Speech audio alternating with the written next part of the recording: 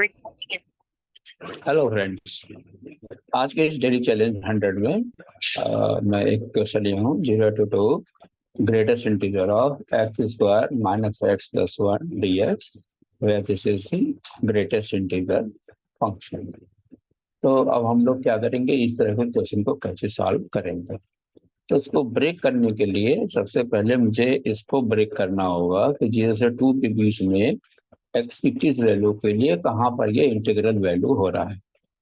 तो आइए हम लोग इसको आगे सॉल्व करते हैं। तो सबसे पहले हम लोग ग्राफ की प्लॉटिंग करेंगे। तो हमने y is equal to x square minus x plus 1 ले लिया।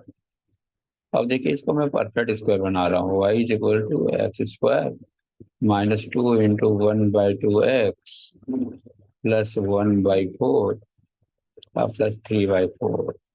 तो इसको मैं ऐसे लिख सकता हूँ।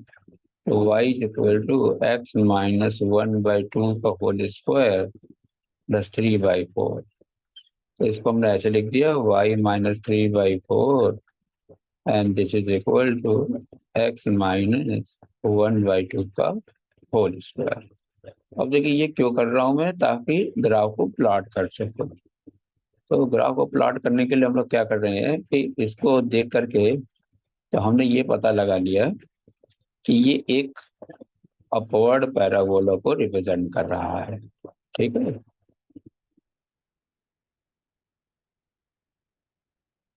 अब देखिएगा कि मैंने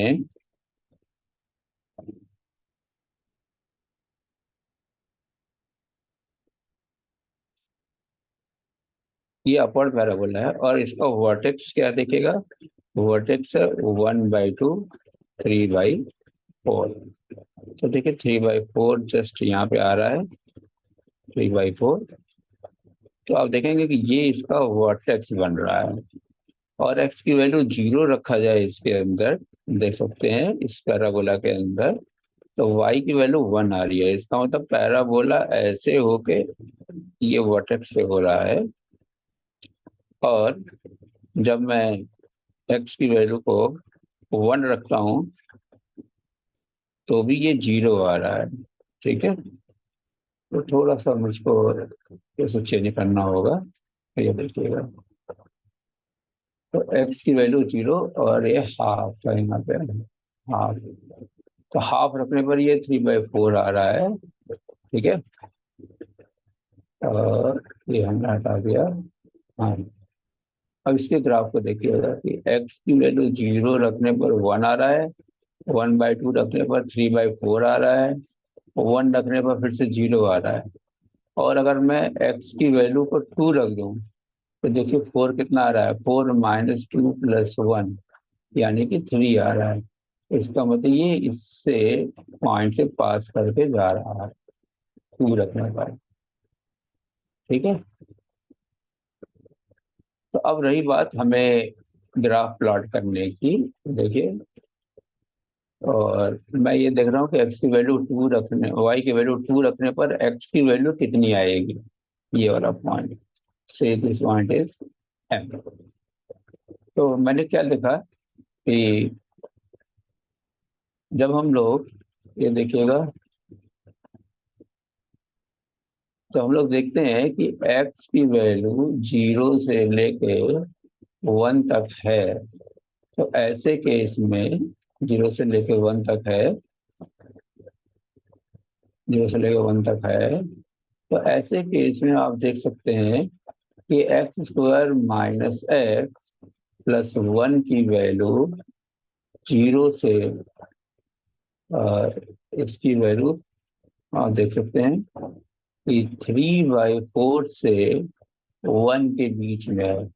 इसका मतलब greatest integer of x square minus x plus 1 will be equal to 0।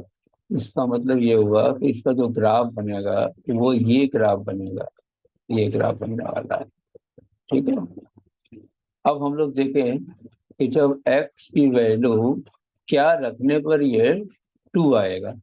तो ये करने के लिए हम लोगों ने क्या किया, इसको सॉल्व कर लिया। तो भाई x square minus x plus 1 to x की किस वैल्यू के लिए बराबर हो रहा है। तो ये पता लगाने के लिए हम लोगों ने इसको ऐसे लिखा, देखिए x square minus x minus one equal to 0, तो x equal to 1 plus minus b square minus 4ac/2a। तो ये आया 1 प्लस माइनस √5/2। तो हम लोगों ने एक्स की ये वैल्यू ली, देखिएगा, √5 प्लस 1/2 लिया। ये वाली वैल्यू नहीं ली हम लोगों ने, क्यों? क्योंकि ये की वैल्यू नेगेटिव हो जाती है, तो हमें तो पॉजिटिव में लेना है। इसका मतलब जो m है, x की वैल्यू आ रही है √5 प्लस 1/2, तो ये रखने पे 2 आ रहा है। इसका मतलब ये हुआ कि अगर x की वैल्यू मैं 1 से √5 प्लस 1/2 लूँ, तो ये जो x square minus x plus 1 है, दैट विल लाई बिटवीन 1 से 2। So greatest integer of x square plus 1 will be equal to 1। अब इसी तरीके से अगर मैं, तो देखिएगा, इसी तरीके से मैं अगर एक्स की वैल्यू को √5 प्लस 1/2 से लेके 3 तक लेता हूँ, तो greatest integer of x square plus x plus 1 2 के बराबर हो जाता है, राइट। अब हमारा जो ग्राफ आ गया, देखिए, ऐसा ग्राफ बन गया ना, यहाँ से ये और यहाँ से ये। इसका मतलब मुझे ये एरिया निकालना है, ठीक है, यही एरिया हमारा सोल्यूशन है। तो हमारे पास जो था 0 से 2 तक, अब वो इंटीग्रेशन बदल गया है। देखिए इंटीग्रेशन क्या हो गया अब हमारा, ये हो गया 0 से 1 greatest integer of x square minus x plus 1 dx plus it is from 1 to √5 plus 1/2 greatest integer of x square plus x plus 1 dx plus √5 plus 1/2 से 1 greatest integer of x square plus x plus 1 dx। तो पहला वाला तो 0 हो गया, और ये हो जाएगा 1, 1 से √5 प्लस 1/2 dx, और ये हो जाएगा ट्वाइस √5 प्लस 1/2 से 2।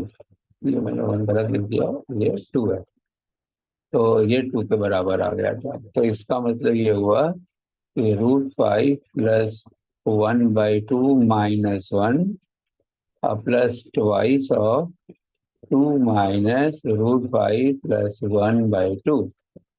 तो दिस इज इक्विवेलेंट टू, देखिएगा, this is equivalent to √5 plus 1 minus 2/2 plus twice 4 minus √5 minus 1/2। ये 2 कैंसिल हो गया, तो आप देख सकते हैं कि ये आ गया √5 माइनस 1/2, और ये आ गया आपका 3 minus √5। So √5 minus 1 plus 6 minus 2 √5/2। So this is equal to 5 minus √5/2, right. तो ये हमारा आंसर होगा। तो आशा है कि आपको सारे स्टेप समझ में आ गए होंगे। अगर कहीं पे कोई दिक्कत है तो आप मुझसे डिस्कस कर सकते हैं, कमेंट करके मुझे बता सकते हैं, और अपने फ्रेंड्स को जरूर शेयर करिए। तो इस वीडियो में बस इतना ही। Thank you.